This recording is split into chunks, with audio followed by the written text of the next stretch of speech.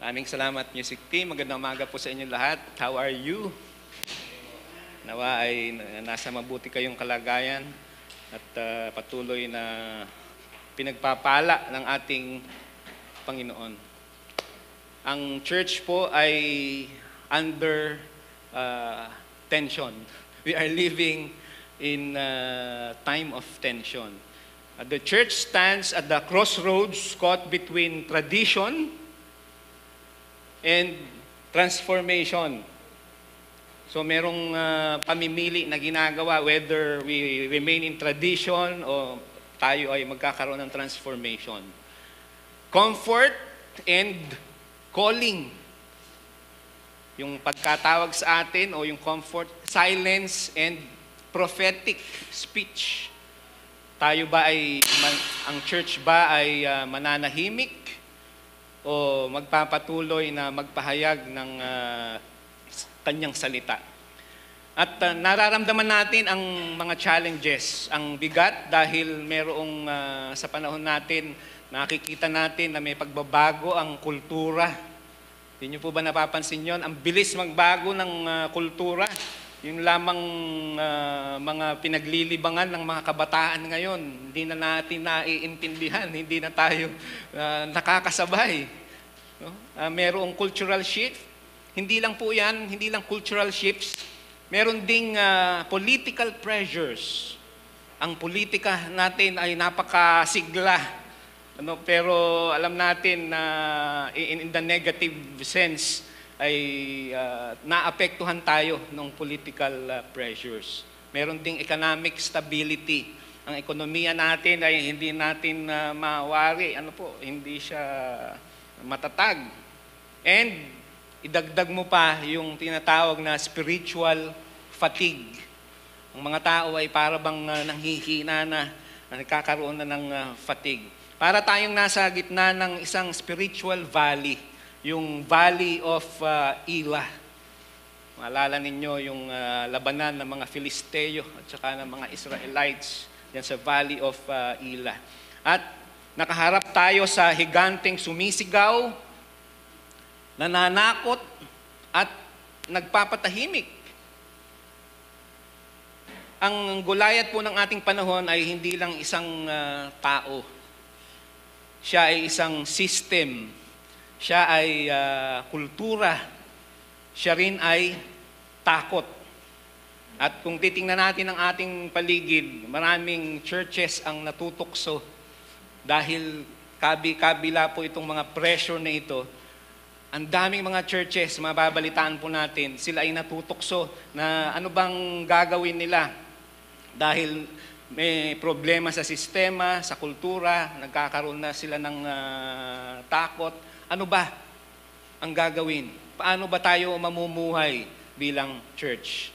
Tatahimik na lang ba para hindi ma-cancel? Alam niyo yung culture, may cancel culture. Pagka hindi nila nagustuhan yung isang bagay sa'yo, bura na lahat yung ginawa mong mabuting bagay, kakancelin ka na, pagsasarahan ka na ng pintuan, hindi ka na nila tatanggapin. So ang tukso ay tumahimik na lang ba para hindi ma-cancel? O magpaka-safe para hindi ma-offend ang ibang tao. Talagang ingatan talaga ng church na magka-safe siya para walang ma-offend. Sa kabila ng alam natin, the gospel itself is offensive and capable of offending a lot of people. So magpaka-safe na lang ba para hindi ma-offend ang iba? Magpakabibo. Kaya para dumami ang likes, kaysa dumami ang disciples. So merong ganyang tukso. Pero sa gitna po ng lahat ng ito, may isang tanong. Sino ang maninindigan laban sa mga higanteng challenges na kinakaharap natin? Individually and as a church. Sino ba ang maninindigan? At kung tayo ay honest, madalas ang tingin natin sa ating sarili ay mahinang boses lang, maliit lang tayo, o maliit na local church.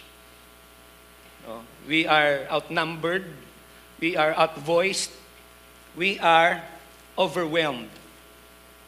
At alam natin yung story nung tungkol kay David and Goliath. Maraming beses nang yung mga nung kabataan pa tayo ay naikukwento na sa atin 'yan, yung tungkol sa shepherd boy na talagang nag-step forward, not with armor but with faith, not with status but with obedience. At in that moment, yung nagbago yung labanan, hindi dahil malakas si David, kung hindi alam niya kung para kanino yung laban na iyon kay Goliath. At ngayong umaga po na ito ay i-revisit natin yung story na yan. Pero this time, hindi yung kwento sa atin nung tayo ay maliliit pa. Kung hindi, may lenses ng pagtingin doon sa future, sa dako pa roon ng ating buhay. Kumbaga, merong prophetic mirror tayong tinitingnan. At because the Goliaths of our time are real, and the church must decide. Tayo ba ay maduduwag sa hamon ng mga higanting challenges na ito sa ating buhay? O haharapin natin? Are we going to confront these challenges? Ang ating pag-aaral ay pinamagatan nga natin na face the giants, God-sized courage for giant-sized battles. Aming Panginoon, muli, siyasatin po ninyo kami, ang bawat isa sa amin, at ang aking dalangin ay katagpuin po ninyo ang bawat isa, lalo na ang isa na mayroong mga katanungan tungkol sa kanyang buhay, sa kanyang pananampalataya, sa kanyang pagiging anak mo, Kristiyanong, tagasunod. Mangusap nga po kayo aming Panginoon sa aming pagbubulay-bulay na ito. Kausapin po ninyo ang bawat isa sa amin at makita namin na ang mensaheng ito ay para sa amin at hindi sa aming katabi, hindi sa aming kakilala, hindi sa aming kapitbahay, kung hindi personally ay para sa amin. Inaangkin namin at tinatanggap namin aming Panginoon ang katotohanan ng inyong salita at ang pagtuturo ng inyong banal na Espiritu. Salamat po. Amen. So tingnan po natin ang 1 Samuel 17. Nandun po yung kwento ni David and Goliath. And let's look at it with fresh eyes. Si Goliath ay challenge niya ang bayang Israel. At nagkaroon sila ng face-off dun sa Valley of Elah. At nandoon yung higanting si Goliath, a warrior from Gath. Tinutokso, hinahamon itong bayang Israel. Alam niyo kung ilang araw niyang hinahamon itong bayang Israel? 40 days. 40 days na inuulot-ulot, hinahamon-hamon ang bayang Israel.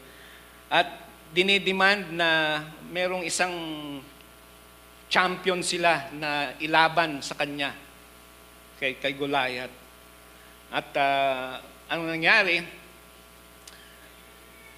Natakot itong mga Israelita. Si Saul at ang mga Israelita ay natakot. At isang araw ay dumating si David doon sa lugar ng Valley of Elah. Nakita natin kanina. Si David, ang youngest son of Jesse, ay pinapunta lamang doon para maghatid ng pagkain nila, ng kanilang tanghalian sa kanyang mga kapatid. At narinig nitong si David yung tungkol kay Goliath, yung challenge ni Goliath at yung hamon ni Goliath, at sinabi niya na sino itong uncircumcised, sabi ni David ay sino itong uncircumcised Philistine na ito. At si David ay nag-volunteer to fight Goliath. At bagamat pinipigilan siya ng kanyang mga kapatid, siguro sa isipan nitong mga kapatid ni David, di ba't nagbabantay ka ng tupa doon? Kaya ka siguro nagpunta dito dahil ayaw mo nang magbantay ng mga tupa. Ano, in the mind probably of his brothers. At si Saul ay pinagdudahan itong kakayanan nitong si David. Pero sabi ni David, pagka merong kumuha ng tupa, pag merong leon na sisilain yung tupa, ang ginagawa ni David ay inaagaw niya yung tupa mula sa leon at sa oso, sa bear. No? Inaagaw niya. At ang nangyari sa bandang huli ay pumayag itong si King Saul at binigay yung kanyang armor na isunuot ni David. At alam natin yung kasaysayan, yung story, inalis din ni David dahil hindi naman siya sanay sa ganong armor. At ang ginawa ni David, kumuha siya ng 5 makikinis na bato doon sa ilog, 5 smooth stones, at gamit ang kanyang sling. At siya nga ay nakipaglaban kay Goliath. Pero si Goliath sa pasimula ay hinahamak siya. Sabing ganun ni Goliath, ano bang tingin mo sa akin? Aso, sabing ganun, bakit ang tawag doon, yung kanyang tungkod lamang ang dala niya. At 1 Samuel 17:45, you come against me with sword and spear, ang sabi ni David, and javelin, but I come against you in the name of the Lord Almighty. Kasi si Goliath ay mayroon pang tagadala ng kanyang mga sandata, ng kanyang palangga, ng kanyang javelin, at saka yung kanyang espada. Pero ang sabi ni David, you come against me with sword and spear and javelin, but I come against you in the name of the Lord Almighty. This day the Lord will hand you over to me, and I'll strike you down and cut off your head. Today I will give the carcasses of the Philistine army to the birds of the air and the beasts of the earth, and the whole world will know that there is a God in Israel. At verse 47, all those gathered here will know that it is not by sword or spear that the Lord saves, for the battle is the Lord's. And He will give all of you into our hands. So sinabi ni David na ang labanan ay sa Diyos. At anong ginawa ni David? Pinaikot na niya yung kanyang slingshot, yung kanyang tirador. Walang eksaktong translation sa Tagalog na yung slingshot yung kanyang tirador. At kanyang binitawan yung bato at tumama sa noo ni Goliath yung bato. Ang nangyari, bumagsak si Goliath, at sa pagbagsak niya, kinuha naman ni David yung espada mismo ni Goliath at pinutol ang kanyang ulo. Ang nangyari, yung mga Pilisteo ay nagtakbuhan. Natakot sila. Kasi yung champion nila, si Goliath, na kanilang panlaban, ay ganun nga ang nangyari.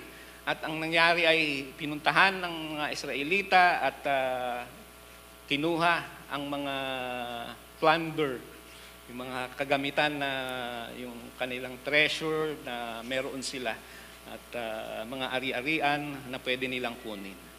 At tinanong ni Saul kung sino ang pamilya ni David. At si David naman, dinala niya ang ulo ni Goliath sa kanya. Si Goliath ay hindi lang po siya tao. Bagamat sa pag-aaral natin nung maliliit pa tayo hanggang sa lumaki tayo, ay sa kwento, kasaysayan na ito, siya talaga ay tao. Pero sa ating pagbubulay-bulay ngayon, tulad ng pagharap sa taong si Goliath, ay may mga Goliath tayo na hinaharap sa ating buhay. Si Goliath ay kumakatawan din sa sistema na nananakot sa atin. Si Goliath ay kumakatawan sa yung tinatawag natin na yung kompromiso dahil sa kultura o yung cultural compromise. Dahil sinasabi ng marami, ito na yung kalakaran eh. Ito na yung uso, ito na yung ginagawa ng marami, ito na yung kultura ngayon. So, isa ito sa mga higante na challenge sa marami. Kung challenge sa mga nagpapalaki ng mga anak na maliliit, o kaya yung mga teenagers, o yung mga young adults, challenge sa mga magulang, yung cultural changes, mga pag-shift ng kultura, nagkakaroon ng compromise. Tulad din ng pagsasalita ni Goliath, tingnan natin ano yung kultura na meron yung mga Filisteo. Sila ay nambubuli. Siya ay nagsasalita na merong dominance.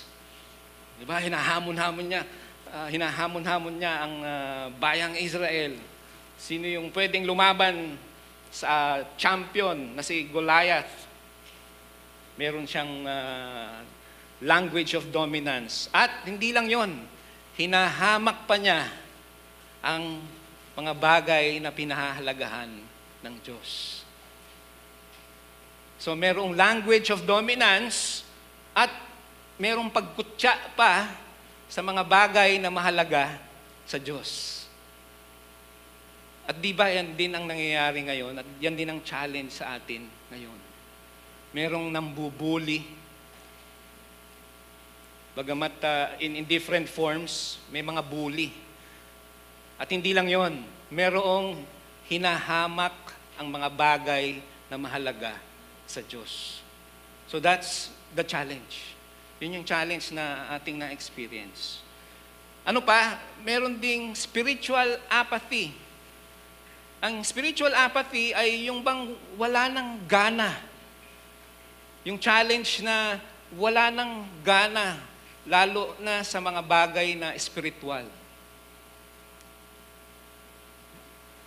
Hindi ko feel. Pag sinabing hindi ko feel na magbasa ng salita ng Diyos, hindi ko feel na mag-pray, hindi ko feel na mag-worship kasama ang kapatiran, hindi ko feel na gumawa ng mga bagay na nais ng Diyos na ating gawin. Yun yung tinatawag na spiritual apathy. Tamad ka na. Wala ka ng gana. Pero pagdating sa ibang mga bagay, napakasigla-sigla mo naman. Napakabuhay na buhay ka. Pero when it comes to things that God values, ay parang tinatamad ka na. Wala kang gana. Sinasabi mo, nakakawalang gana. I don't feel like worshiping God. I don't like going to places of worship. At kahit sa bahay, hindi ka nananalangin, hindi ka sumasamba sa Diyos. At yung iba pa sinasabi, hindi naman entertaining yung church. Hindi naman entertaining yung mga bagay na yan. Now, tingnan natin itong kalagayan na ito, itong mga challenges na ito sa buhay ng church sa ating panahon. Ano ang kinakaharap natin? We are facing Goliaths. We are facing digital Goliaths.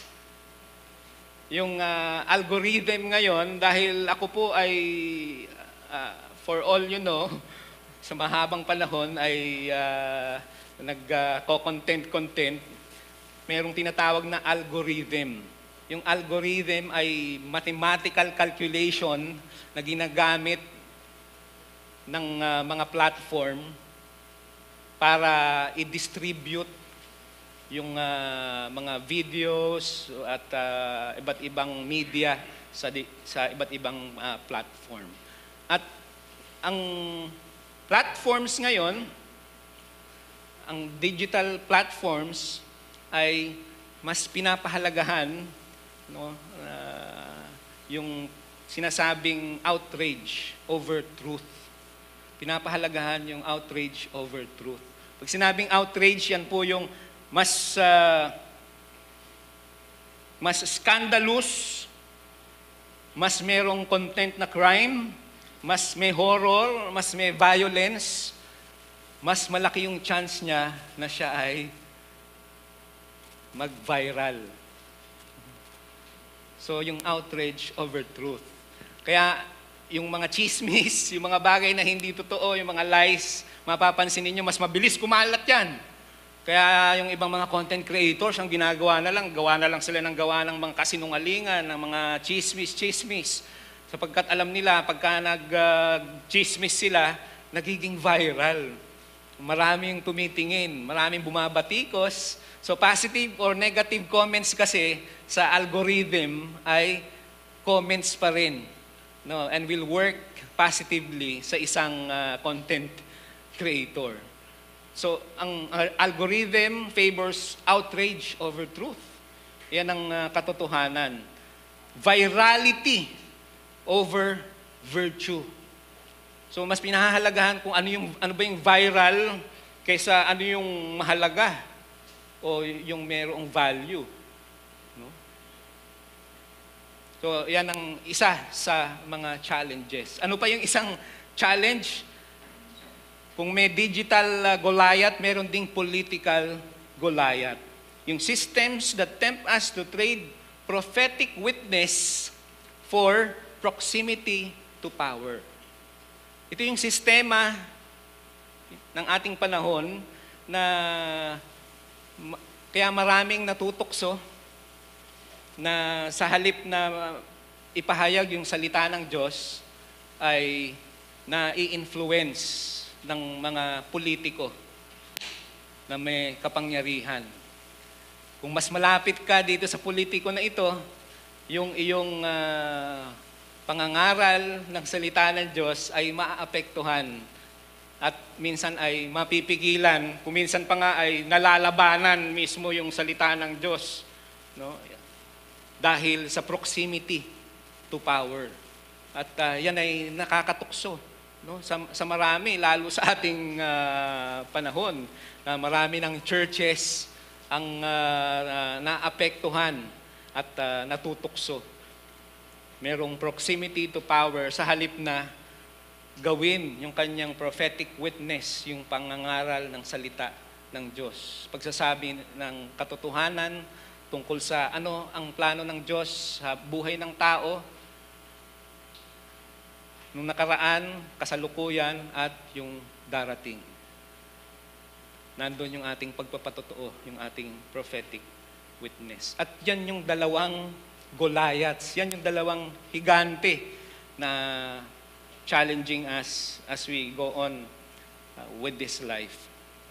At bukod pa dyan, sa digital at political Goliaths, meron pa tayong internal Goliaths.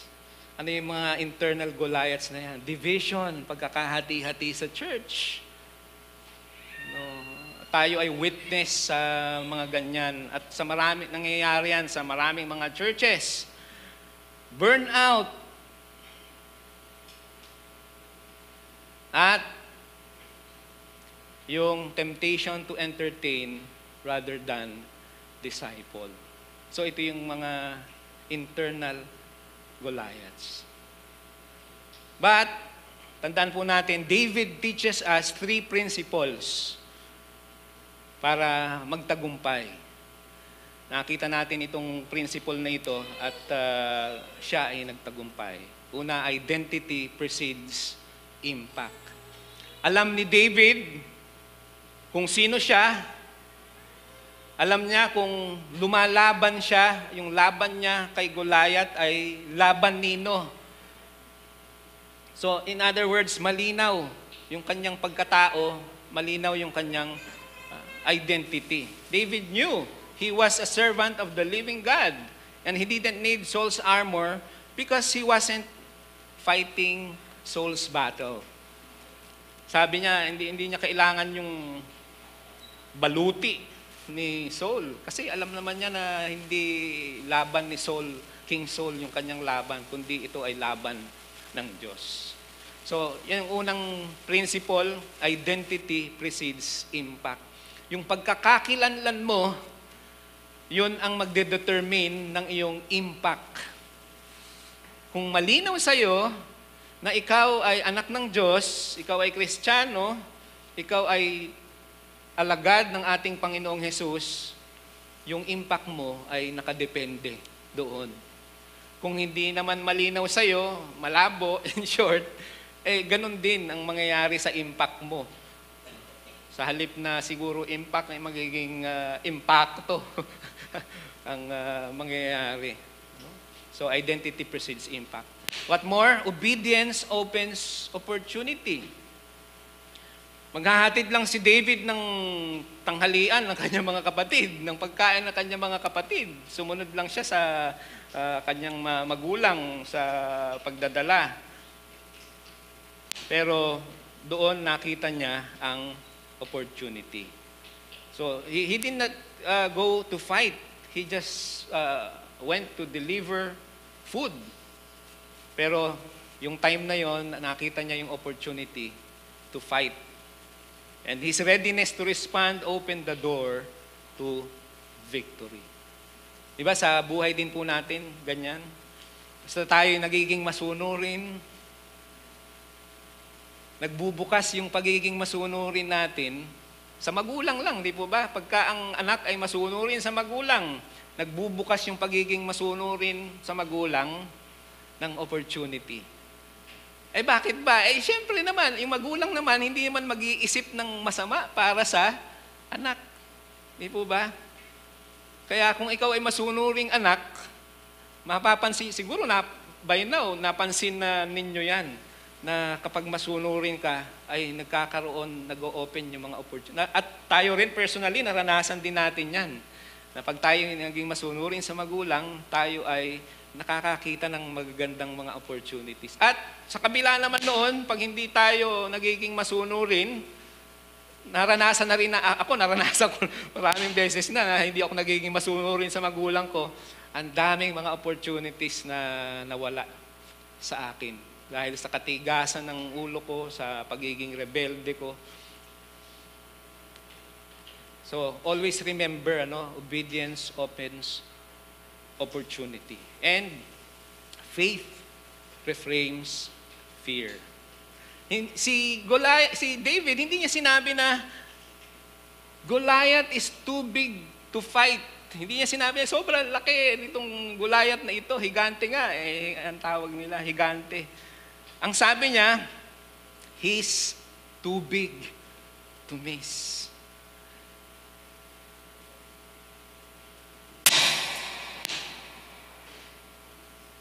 May sound effect pa.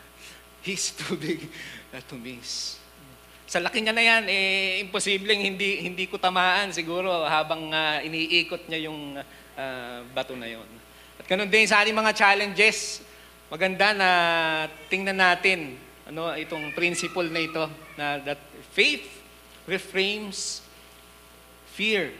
Yung pananalig natin sa Diyos, babaguhin nito yung takot na meron tayo. At ang sasabihin natin, itong challenge na ito itong higanting ito sa aking buhay ay too big to miss. Ibig sabihin alam ko na, kilala ko na kung ano ang challenge, kung ano yung problema, and therefore dahil malaki itong challenge na ito, I will not miss this. At dahil sa ating pananampalataya, babaguhin ng ating pananampalataya na yan ang takot na yan.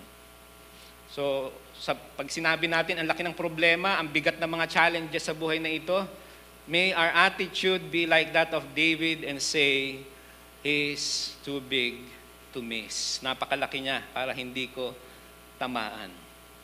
And so, here's the challenge. What Goliath is the church afraid to face? Ano ang challenge? Ano ba yung Goliath na hinaharap ng church? No? Is it the fear of being labeled irrelevant? May takot ba tayo na parang wala nang connect? Parang irrelevant na yung church. yung temptation na, kumbaga, palabnawin yung gospel, palabnawin yung salita ng Diyos, para lang sa mas marami yung mag-like at saka mag-share. Ano? So, merong ganyang temptation. Ano po? Or, is it the silence in the face of injustice, poverty, and corruption? Meron ding challenge na tayong nasa church, tayong mga Kristiyano ay manahimik lang. Pero ang sinasabi ng salita ng Diyos sa atin ay hayaan mong yung katarungan ay dumaloy na parang ilog. In other words, mahalaga na ipaglaban natin yung katarungan. Huwag tayong manahimik. Hindi tama na tayo, lalo ng mga mananampalataya, ay nananahimik. Dapat lahat ng bagay within our power and influence ay exercise, gamitin natin para ang katarungan at katwiran ay umagos na parang ilog. So, tingnan natin, tatahimik na lang ba tayo? Magsasawalang kibo? Of course not. Ang sagot dyan ay hindi. David did not just fight Goliath. He ran toward him. He did not wait for consensus. He did not ask for applause. He acted. So si David, hindi lang niya nilabanan si Goliath. Talagang tumakbo pa siya, patakbo pa siyang pumunta doon sa giant na si Goliath.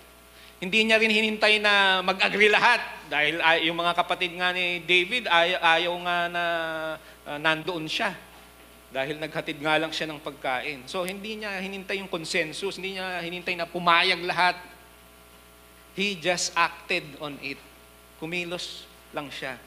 Hindi rin siya naghintay ng palakpak ng tao o paghanga ng tao. He acted on it. And so, we should also do the same. Anong dapat gawin? Share the message with fire again. Balikan natin nung unang panahon na tayo, nakakilala natin ang Panginoon, natagpuan tayo ng Panginoon sa kinalalagyan natin noong unang panahon pa. No? Balikan natin yun, ang init-init, ang alab-alab natin, excited na excited tayo. Para ang tingin natin sa lahat ng tao, masalubong natin, kailangan ma-sharean ko to ng gospel. Masiran ko ng salita ng Diyos. No, why not na ibalik natin yung dating init na yon? Alam nyo, gayahin nga natin yung mga tricycle drivers dito sa lugar natin. Ang tingin sa lahat ng mga tao, pasahero. Yung bumaba ka lang sa isang lugar at may pupuntahan ka lang na anong sasabihin nila? Sakay po, sakay po. Maging ganon yung ating ugali na mga tao pag nakakita tayo ng pagkakataon, share the message with fire again. Hindi lang for the sake of masabi na meron akong sinisharean, meron akong binahaginan, meron akong dinidisciple. Yung iba, pinagmamalaki na meron dinidisciple. Hindi lang ganon, kundi share the message with fire again. Not just cleverness, but conviction. Ano pa? Sing songs that awaken hearts, not just entertain ears. Yung mga awitin, yung mga kanta natin, talagang dapat ay gumigising sa ating pagkatao, sa ating puso, sa ating buhay. Hindi lang tayo na-entertain kung hindi talagang ginigising tayo. What else? Don't wait to be ready. Huwag maghintay na maging ready ka. You are David now. Ngayon na. David ka ngayon. Hindi bukas, hindi sa isang araw, kung hindi ngayon. Don't retreat. Your wisdom is needed in the front lines. So yan yung mga practical na pwede natin gawin, mga kapatid. And so let's resolve today to name our Goliath. So pangalanan natin ano ba yung mga challenges na kakaharapin natin tulad ng pagharap ni David sa kanyang Goliath. Name our Goliath not with fear, but with clarity. Malinaw nating sa ating isipan, ano yung challenges ko, yung aking Goliath na kinakaharap ko. At step into the valley, with God. And God makes the difference. Yung presence ng Diyos sa ating buhay makes the difference. Kaya nga yung sumulat ng awit, though I walk through the valley of the shadow of death, sabi ganun, I will fear no evil, for thou art with me. Let's step into the valley, with God. Ang dami nating mga valleys, dami nating mga problema, mga challenges, mga physical challenges, mga sakit, mga relationships, financial, mga challenges. Let's walk into that valley.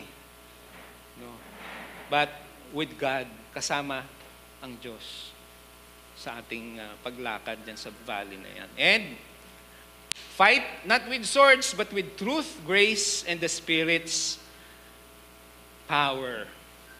Now, David did not just win a battle, he sparked a movement. His courage awakened a nation, and that's what the church must do. Let us be the Davids of our generation. Let us reclaim the heart of the church, not shallow, but sacred. Bawiin natin yung katangian ng church. Hindi mababaw na church, kung hindi banal, sacred church. Not safe, but surrendered. Hindi yung parang naligo ng alcohol at safe na church, kung hindi yung church na talagang isinuko sa Diyos. Yung church talaga na sumusunod sa kalooban ng Diyos. Not silent, but spirit-filled. Hindi tahimik, pero puspos ng banal na espiritu at pinangungunahan ng banal na espiritu. And in the end, we can say na the giant is big, but God, our God, is bigger. The valley is real. Totoo na may mga problema, totoo na may mga anxieties, depressions, at kung ano-ano pa, kalungkutan, pagkatakot. Totoo yung valley na yan, nararanasan natin, hindi kathang-isip lang ang mga yan, nararanasan natin yan. But so is the victory in the Lord. So, patuloy na pagbulay-bulayan natin ang kanyang salita na yan, mga kapatid. At sa huli, mararanasan natin ang tagumpay sapagkat ang laban na ito sa mga higante ng buhay natin, sa buhay natin ay laban ng Diyos. Yun ay kung tayo ay dadaan doon sa valley kasama ang ating